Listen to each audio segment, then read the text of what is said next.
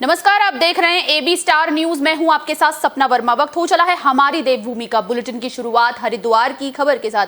हरिद्वार में जड़ी बूटी दिवस मनाया गया। दरअसल ये दिवस योगपीठ के महामंत्री यानी कि आचार्य कृष्ण की जन्मदिन को लेकर मनाया गया। पतंजलि योगपीठ के महामंत्री आचार्य बालकृष्ण के जन्मदिन को जड़ी बूटी दिवस के रूप में मनाया गया। इस दौरान पतंजलि योगपीठ में आयोजित कार्यक्रम में उत्तराखंड के राज्यपाल गुरमीत सिंह, मुख्यमंत्री पुष्कर सिंह धामी, कैबिनेट मंत्री प्रेमचंद्र अग्रवाल, धन सिंह रावत और सुबोध उनियाल समेत कई लोग मौजूद रहे। इस दौरान मुख्यमंत्री और राज्यपाल ने योग और आयुर्वेद से जुड़ी 51 पुस्तकों का विमोचन और पतंजलि की ओर से बनाई गई 51 नई औषधियों को लॉन्च किया। कार्यक्रम में मुख्यमंत्री पुष्कर सिंह धामी ने उत्तराखंड में जल्द ही नेचुरोथेरेपी डॉक्टरों के रजिस्ट्रेशन करने की घोषणा की और स्वामी रामदेव को आग्रह किया कि पतंजलि की तरफ से दुनिया का सबसे बड़ा वेलनेस सेंटर बनाया जाए। इसके साथ ही राज्यपाल गुरमीत सिंह ने योग और आयुर्वेद के क्षेत्र में पतंजलि की ओर से किए गए प्रयासों की सराहना भी की।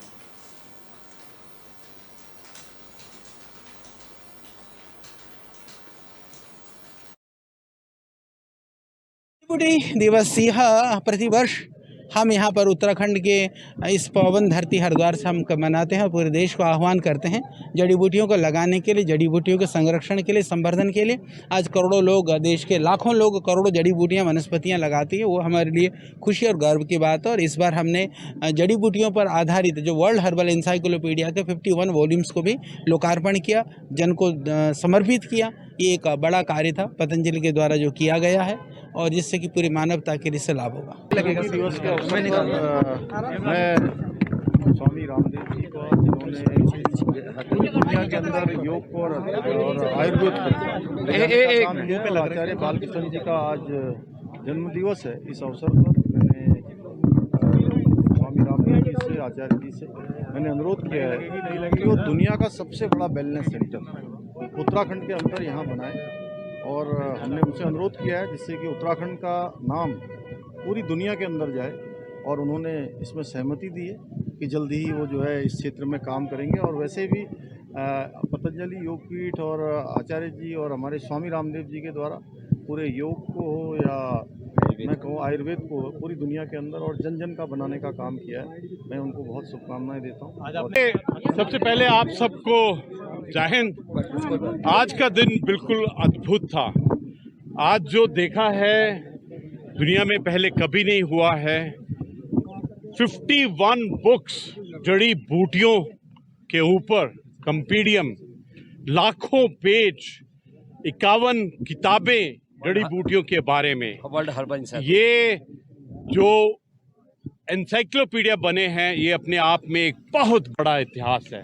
और शुभ दिन था कि आचार्य बालकृष्ण जी का 5 दशक पूरे करने का बर्थडे। और ये जो पतंजलि में आके एक अलग ही अनुभव होता है कि किस प्रकार आयुर्वेद, योगा और संस्कृत को पूरे विश्व के ऊपर में लेके जा रहे हैं। ये अपने आप में हर एक भारतीय को ये एक अलग प्राइड मिलता है। दुनिया का सबसे बड़ा वेलनेस सेंटर है। 3000 लोगों की क्षमता है, लेकिन 5 से 10,000 लोगों की क्षमता वाला है वो वेलनेस सेंटर। आदरणीय मुख्यमंत्री जी का जो संकल्प है उसको हम पूरा करेंगे और बहुत जल्दी बनाएंगे और पूरी दुनिया के नक्शे पर और उभरेगा उत्तराखंड और हरिद्वार। ऋषिकेश में इलाज में देरी से एक शिशु की मौत हो गई, जिसके बाद शिशु के पिता ने अस्पताल प्रबंधन पर कई गंभीर आरोप लगाए। ऋषिकेश में समय रहते इलाज न मिलने की वजह से 12 दिन के एक शिशु की मौत हो गई, जिसके बाद शिशु के पिता ने ऋषिकेश एम्स प्रशासन को इसका दोषी ठहराते हुए गंभीर आरोप लगाया है। दरअसल बीते सोमवार को गंभीर अवस्था में लाए गए एक 12 दिन के शिशु को भर्ती करने के लिए बच्चों के आईसीयू में बेड नहीं मिला। शिशु के पिता उसे हिमालयन हॉस्पिटल जॉली ग्रांट ले गए, जिसके बाद शिशु ने रास्ते में ही दम तोड़ दिया। वहीं इसको लेकर शिशु के पिता ने सोशल मीडिया पर वीडियो वायरल कर इस घटना के लिए एम्स प्रशासन को दोषी ठहराया और इंसाफ की मांग की। वहीं दूसरी ओर एम्स के चिकित्सा अधीक्षक ने मुताबिक बच्चों को ऑक्सीजन और प्राथमिक सुविधाएं उपलब्ध कराई गई थी। बेड न मिलने के कारण और उससे कहीं और जाने के लिए कहा गया था।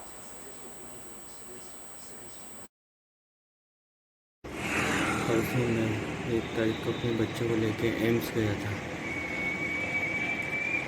यहाँ से डॉक्टर ने उसे रेफ़र कर दिया था एम्स के लिए, और वहाँ जाके मैं पहुँचा तो मेरे बच्चे को बेड नहीं दिया उन्होंने कहा कि बेड खाली नहीं है, हम इमरजेंसी वार्ड में भी बैठे रहे। डॉक्टरों के सामने गिड़गिड़ाए कि हमारे बच्चे को बचा लो।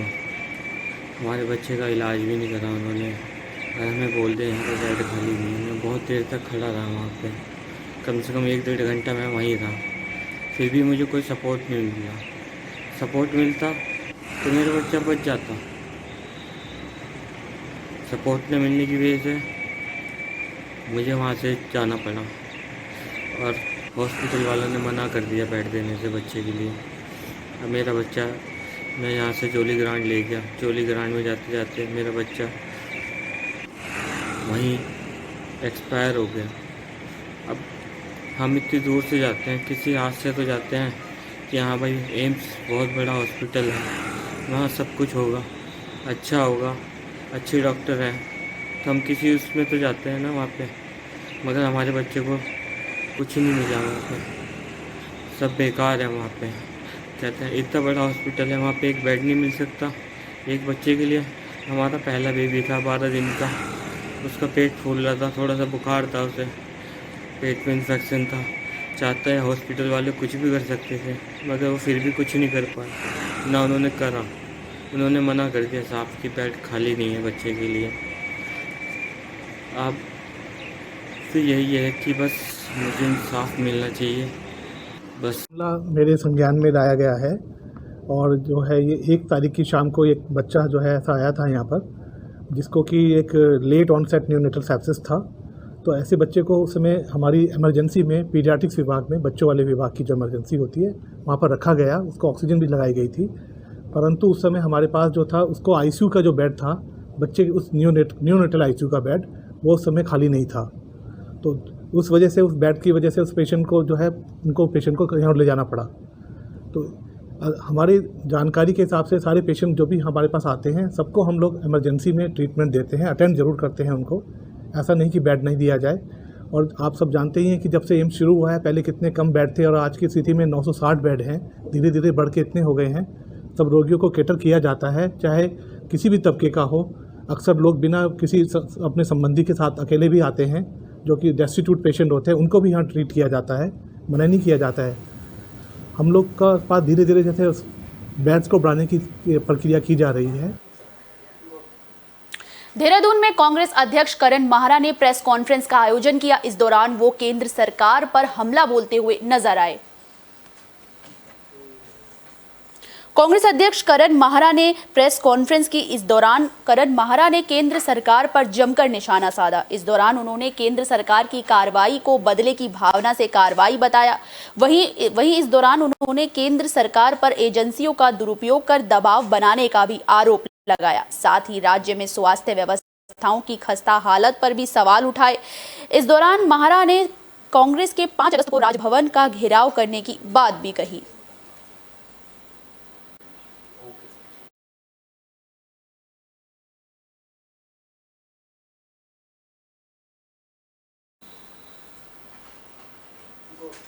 हल्द्वानी में जनता दरबार का आयोजन हुआ। इस दौरान डीएम लोगों की फरियाद सुनते हुए नजर आए। नैनीताल डीएम धीराज सिंह गबरियाल ने अपने ही कैंप कार्यालय में जनता दरबार का आयोजन किया, जिसमें जिले के कई जगह से आए लोगों ने डीएम के सामने अपनी समस्याओं को रखा। इस दौरान डीएम ने जनता दरबार में राज्य आंदोलनकारियों ने पेंशन का मुद्दा उठाया।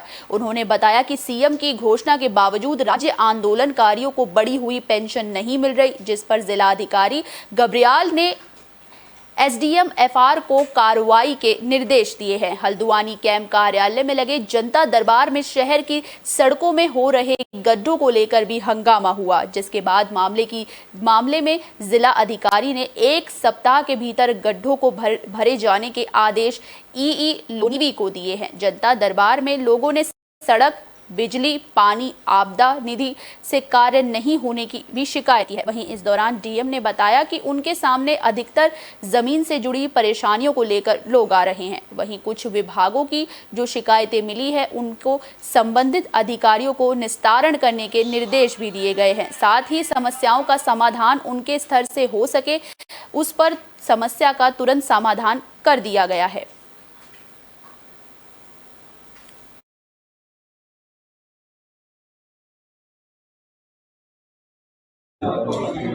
मैक्सिमम लोगों के ज़मीन से रिलेटेड मैटर्स हैं, तो उसमें काफ़ी हम लोगों ने उसको सॉल्व भी कर लिया है। और साथ ही साथ जो बाढ़ आ रही है, जिन जगहों पे दिक्कतें आ रही हैं, वहाँ पे हम लोग जो उन्होंने बताया उस पर टीमें भी हम लोगों ने भेज दी हैं। और टीमों की आने के बाद जो रिपोर्ट आएगी उसके बाद जो समाधान हो सकता है उसका हम लोग करेंगे। श्रीनगर गढ़वाल में सड़क हादसा देखने को मिला। दरअसल बस और कार की भिड़ंत हो गई, जिसके बाद इसमें दर्दनाक हादसे में कुछ लोगों के घायल होने की खबर सामने आ रही है।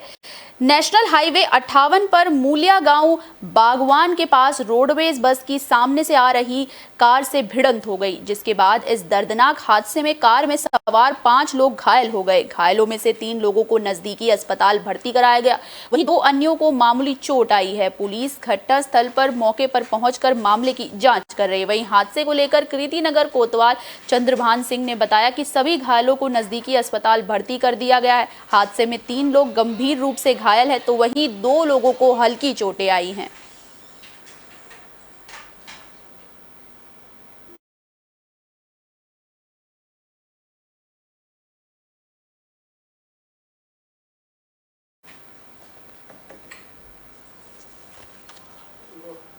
हरिद्वार में कोरोना का कहर जारी है। इसी कड़ी में कोरोना की गाज अब जिला कारागार में गिरी है। यहां पर कुछ कैदी कोरोना पॉजिटिव पाए गए हैं। राज्य में कोरोना के बढ़ते मामलों में उछाल तेजी से देखने को मिला। इसी कड़ी में अब हरिद्वार में जिला कारागार में 43 कैदी कोरोना पॉजिटिव पाए गए, जिससे जेल प्रशासन में हड़कंप मच गया। जिसके बाद सावधानी के तौर पर इन सभी कैदियों को अलग बैरक में रखा गया है। स्वास्थ्य विभाग की टीम उन पर नजर बनाए हुए है। वहीं इसको लेकर सीएमओ खगरेंद्र सिंह का कहना है कि जिला कारागार में 425 कैदियों का सैंपल लिया गया था, जिसमें से 43 कोरोना पॉजिटिव पाए गए। एहतियात के तौर पर जिला कारागार को सैनिटाइज और कर कैदियों को आइसोलेट कर दिया गया है।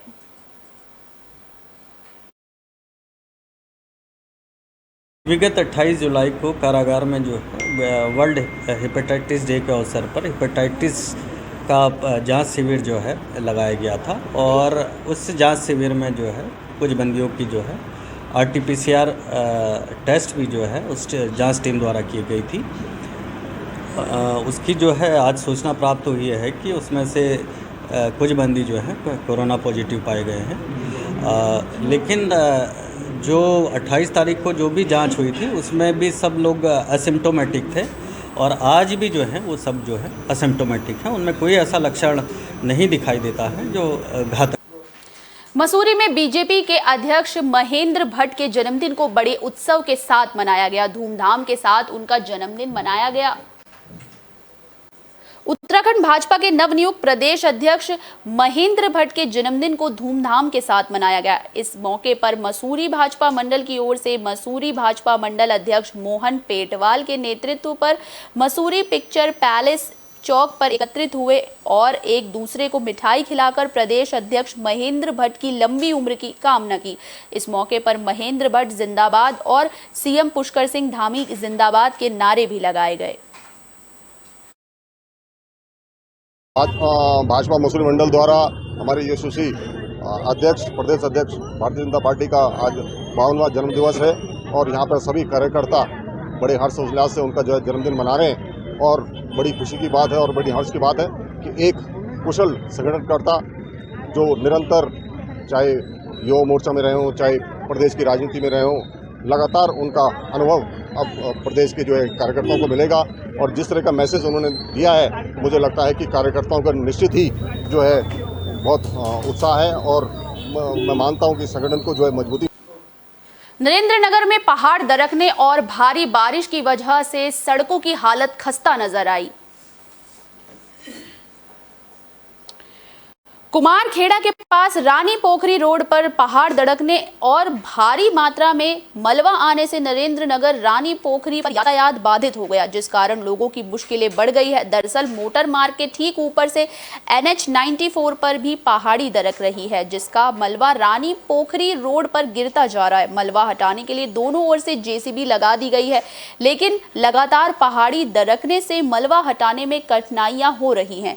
टिहरी, उत्तरकाशी और राजधानी देहरादून सहित हरिद्वार में आने जाने वाले लोगों के लिए मौजूद मोटर मार्ग काफी सुलभ पड़ता है, मगर ये मार्ग 3 स्थानों पर भारी मलबा आने से अवरुद्ध हो गया है, जिसके कारण लोगों को बड़ी बड़ी मुश्किलों का सामना करना पड़ रहा है। वहीं मोटर मार्ग अब काफी व्यस्तम मोटर मार्गों में गिना जाने लगा। पहाड़ी से मलबा गिरने के कारण यातायात बाधित हो रहा था, मगर लोक निर्माण विभाग नरेंद्र नगर के अलर्ट मोड पर होने से बुधवार को JCB की मदद से मलबा हटाकर रोड यातायात के लिए खोल दी गई थी, मगर रात और सुबह कुमारखेड़ा के पास पहाड़ी के दरकने और भारी मलबा आने से यातायात अवरुद्ध हो गया, जिसके बाद लगातार JCB की मदद से मलबा हटाने का काम जारी है। वहीं सहायक अभियंता नितिन सैनी का कहना है कि अगर बारिश नहीं होती है और पहाड़ से मलबा नहीं गिरता है तो शाम तक रोड पर यातायात बहाल होने की संभावनाएं हैं। मैं अभी यहाँ से अपने घर की तरफ जा रहा था और मैंने अभी देखा कि यहाँ पे बड़ी सी पहाड़ी टूट रखी है और जो कि एक बहुत खतरा है। और ऊपर जो पीछे एक NH रोड का जो डंपिंग जोन है, वो उसका जो मिट्टी है, मलबा है, वो सब हमारे नीचे खेतों में जा रहा है, नीचे वहाँ जा रहा है, जिससे हमारे गाँव के लिए खतरा है। और यहाँ पे PWD विभाग द्वारा यहाँ पे 2 मशीनें लगाई गई, जो कि मिट्टी मलबा जो टूट रहा है बाहर में सब नीचे जा रहा है हमारे गांव में, और ये हमारे खेतों के लिए नुकसानदायक है। रानी पोखरी मोटर मार्ग का किलोमीटर 1 है, इसमें 3 पॉइंट बन गए हैं। एक तो ये अभी आज ही टूटा है, बहुत बड़ा पहाड़ नीचे गिर गया है और लगातार टूट रहा है। हमारे द्वारा मशीनें लगाई गई थी और काम जारी था, लेकिन फिर ऊपर से आने का खतरा है, तो सेफ्टी को देखते हुए भी काम थोड़ा रोका गया है। इससे आगे पॉइंट वो NH 94 का मलबा पूरा टूट के नीचे आ रहा है, वहाँ भी लगातार बहुत ज़्यादा मलबा आया हुआ है। और हम रोज खोल रहे हैं और रोज बंद हो रहा है। रोज खोलते हैं, रात को आ जाता है, फिर सुबह खोलते हैं, फिर दिन में खोलते हैं, लेकिन ये आज बहुत बड़ा पहाड़ आया है और इससे अभी और ऊपर से आने की उम्मीद है। अल्मोड़ा में मेडिकल कॉलेज में प्रोफेसरों की कमी के कारण यहां पर छात्रों को काफी संकट का सामना करना पड़ रहा है। अल्मोड़ा मेडिकल कॉलेज MBBS द्वितीय स्तर की मान्यता के लिए तैयारी में जुटा है, लेकिन मेडिकल कॉलेज में प्रोफेसरों की भारी कमी चल रही है, जिसकी वजह से जहां छात्रों की पढ़ाई बाधित हो रही है, तो वहीं आने वाले नए सत्र की मान्यता पर भी संकट मंडरा रहा है।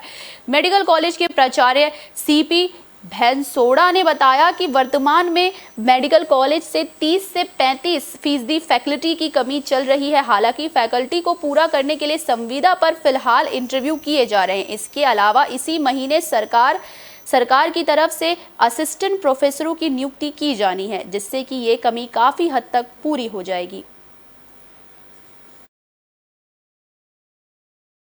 मेडिकल कॉलेज में जो फैकल्टी है, फैकल्टी की अभी कुछ डिफिशेंसी तो है अभी, तो उसके लिए हम प्रयासरत हैं और हर महीने जो है संविदा पे जो है यहाँ पे इंटरव्यू हो रहे हैं।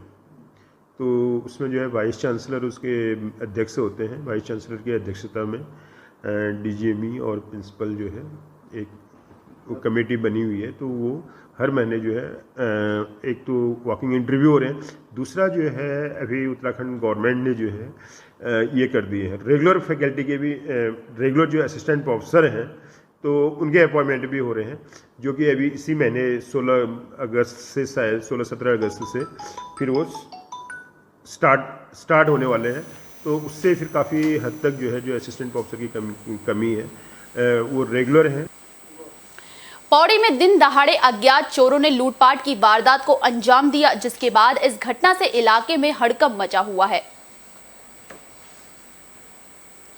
पौड़ी जिले के कोट ब्लॉक के खंडखोला गांव के एक घर से अज्ञात चोरों ने दिन दहाड़े 60,000 रुपए की नकदी सहित घर के गहनों पर हाथ साफ कर दिया, जिसके बाद चोरी का पता चलने के बाद मकान में अकेले रहने वाली भादी देवी ने इसकी शिकायत तहसील में की, लेकिन कुछ समाधान नहीं हो पाया, जिसके बाद बुजुर्ग महिला कार्रवाई की मांग को लेकर स्थानीय विधायक सहित पौड़ी के डीएम के पास गई। इस दौरान बुजुर्ग महिला ने बताया कि वो गाँव में अकेली रहती है। 2 अगस्त मंगलवार की सुबह वे अपने नजदीकी गांव पंडाली गई थी, लेकिन जब वो दोपहर बाद अपने घर लौटी तो घर के ताले टूटे मिले। वहीं घर से 60,000 रुपए नकदी समेत सोने और चांदी के गहनों पर चोरों ने हाथ साफ कर दिया।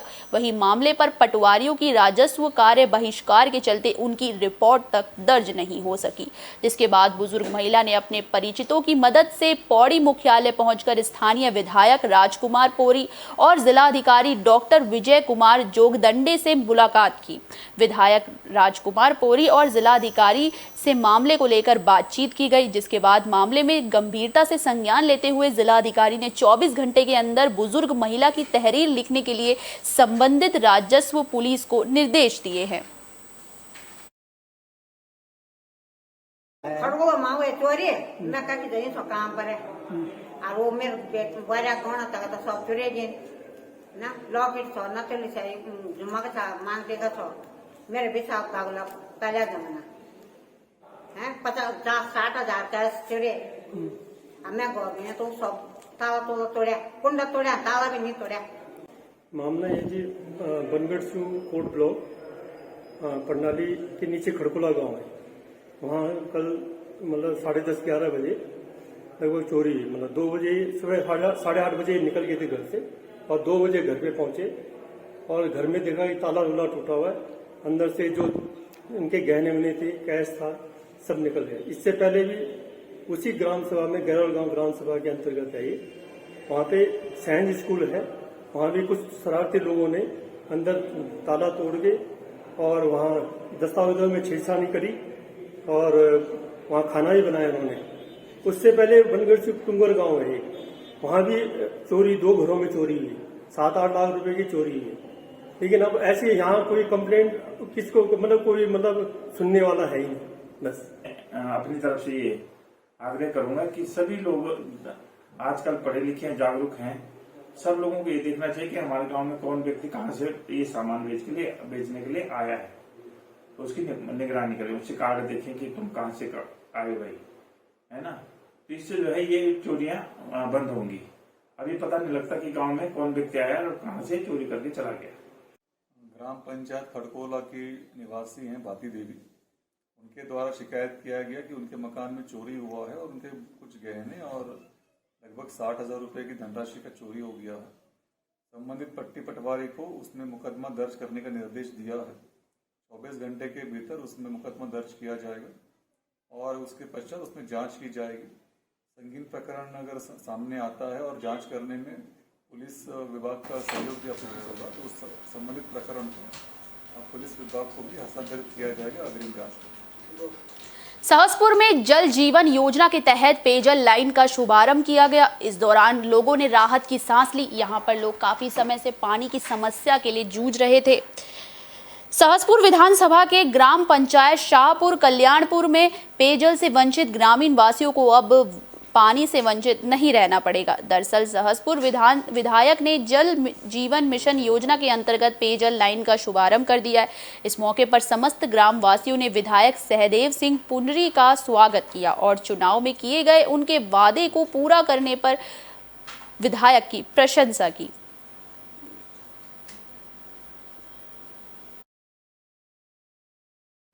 आज शाहपुर कल्याणपुर में हम लोग आए और चुनाव के दौरान भी जब मैं आया था तो यहाँ पर 3-4 वार्डों में पानी की बड़ी समस्या थी और हमारी सरकार बहुत तेज़ी से माननीय प्रधानमंत्री आदरणीय नरेंद्र भाई मोदी जी के नेतृत्व में जल जीवन मिशन योजना के अंतर्गत हर घर हर नल को पानी देने की योजना है।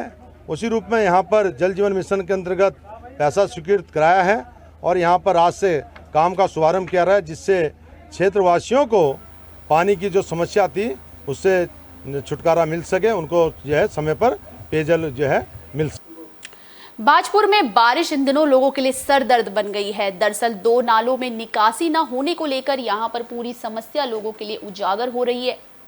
भारी बारिश से बाजपुर में चूना खान और गडप्पू नाले के पानी की निकासी की समस्या जस की तस बनी हुई है। इसको लेकर कांग्रेस के ब्लॉक अध्यक्ष ने चूना खान और गडप्पू नाले के पानी की निकासी की समस्या का स्थायी समाधान कराने की मांग को लेकर सीएम को संबोधित ज्ञापन तहसीलदार को सौंपा।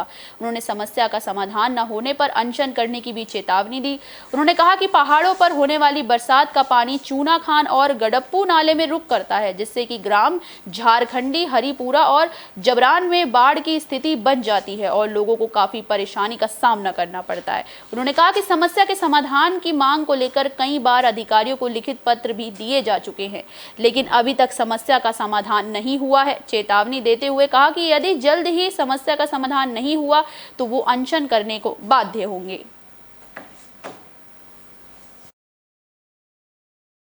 देखिए, काफ़ी टाइम से बरसात के टाइम में एक नाला जो है जो गड़प्पू से होते हुए हरिपुरा जबरान होते हुए निकलता है, उस नाले की दिक्कत काफ़ी टाइम से चली हुई आ रही है, जिसमें बरसात के टाइम में हरिपुरा जबरान, झाड़ाखंडी और आपका हजीरा तक मार करता है। उसमें लोगों का रहना दुश्वार हो जाता है। इस टाइम बरसात होती है, घरों में 5-5, 10-10 फुट पानी चले जाता है और काफ़ी टाइम से हम लोग ज्ञापन दे रहे, इसमें कोई समाधान नहीं निकल रहा। तो आज हमने तहसीलदार साहब को एक ज्ञापन चेतावनी दी है कि अगर आप इसका कोई समाधान करें, अगर नहीं करेंगे तो हम कल से मैं खुद ब्लॉक अध्यक्ष अनशन पे बैठूंगा। तो किस तरह से आपने देखा कि लोग नालों की निकासी को लेकर कितने परेशान हैं। इसको लेकर कई बार लिखित में शिकायत भी दी जा चुकी है, लेकिन अभी तक प्रशासन ने इसको लेकर कोई सुनवाई नहीं की है। सबसे बड़ा सवाल यहीं पर उठता है कि अधिकारियों का ध्यान अभी तक इस ओर क्यों नहीं गया। हमारी देवभूमि में फिलहाल के लिए बस इतना ही। मुझे दीजिए इजाजत। देश और दुनिया से जुड़ी तमाम खबरों के लिए देखते रहिए AB स्टार न्यूज़। नमस्कार।